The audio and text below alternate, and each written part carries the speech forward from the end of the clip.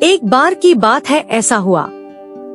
एक राज्य के राजा ने गौतम बुद्ध को कुछ दिनों के लिए अपने राज्य में आने का निमंत्रण दिया। बुद्ध ने उस राजा का निमंत्रण स्वीकार कर लिया और अपने कुछ शिष्यों के साथ उस राज्य में चले गए। राजा ने बुद्ध से मुलाकात की और उनसे कुछ दिन वहां रहकर अपने राज्य के लोगों की समस्याओं का समाधान करने और उन्हें धार्मिक मार्ग पर चलने की शिक्षा देने का अनुरोध किया। बुद्ध ने राजा की बात मान ली और इस राज्य में 3 दिनों के लिए एक धार्मिक परिषद आयोजित करने का निर्णय लिया।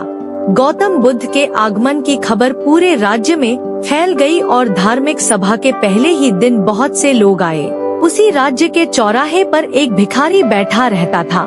उसे भी गौतम बुद्ध के आने की खबर थी, लेकिन वह सोचने लगा कि धर्म सभा में जाकर और यहाँ बैठकर उसे क्या मिलेगा।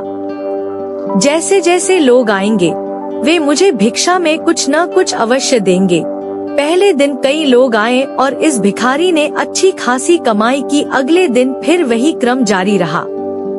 भिखारी ने भीख मांगने के साथ साथ यह भी देखा कि धार्मिक सभा में जाते समय लोग उदास और दुखी हो रहे थे और उन्होंने उसे कुछ दिया भी नहीं।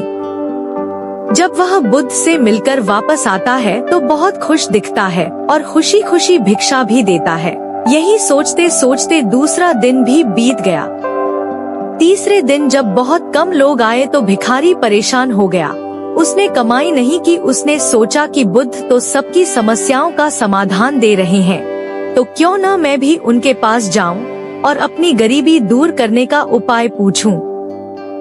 ऐसा सोचकर वह भी धर्म सभा में गया, लेकिन वहाँ लंबी कतार थी। बड़ी मुश्किल से उनकी बारी आई। बुद्ध के पास पहुंचकर उसने प्रणाम किया और कहा, प्रभु, इस गांव में सभी लोग सुखी हैं और सभी लोग धनवान तथा सुख सुविधा संपन्न हैं। फिर मैं गरीब क्यों हूँ? तुम गरीब हो क्योंकि तुम हमेशा दूसरों से मांगते रहते हो, लेकिन कभी किसी को कुछ नहीं देते हो। भगवान बुद्ध ने उस भिखारी को देखा। आपको लगता है कि लोग तुम्हें भीख में बहुत सारा धन देंगे, लेकिन आप किसी को बदले में कुछ भी नहीं देना चाहेंगे। यह सुनकर भिखारी बड़े आश्चर्य से बोला, हे प्रभु, क्या मैं लोगों को कुछ दूंगा? मैं भीख मांगकर ही गुजारा करता हूँ। मेरे पास देने को आखिर है क्या? बुद्ध कुछ देर के लिए चुप हो गए और कुछ देर रुककर बोले, तुम बहुत मूर्ख हो। भगवान ने तुम्हें और हम सभी को किसी को देने या दूसरों के साथ बांटने के लिए बहुत कुछ दिया है। आपने एक मुस्कान दी है जिसे आप दूसरों के साथ साझा कर सकते हैं और उन्हें आशा और उम्मीद दे सकते हैं। तुम्हें आवाज दी गई है जिससे तुम मीठे बोल बोलकर लोगों की प्रशंसा कर सकते हो। तुम्हें 2 हाथ दिए गए हैं जिससे तुम दूसरों की मदद कर सकते हो। तुम्हें एक स्वस्थ शरीर दिया है जिससे तुम भीख मांगने के बजाय कड़ी मेहनत कर सकते हो। जिस व्यक्ति को भगवान ने बिना किसी कमी के ये चीजें दी है, वह कभी गरीब नहीं हो सकता। आप सिर्फ अपनी सोच के कारण गरीब हैं। जैसे ही आप इस सोच से बाहर निकलेंगे, आप खुद को दूसरों की तरह अमीर समझने लगेंगे और आपकी जिंदगी भी बेहतर हो जाएगी।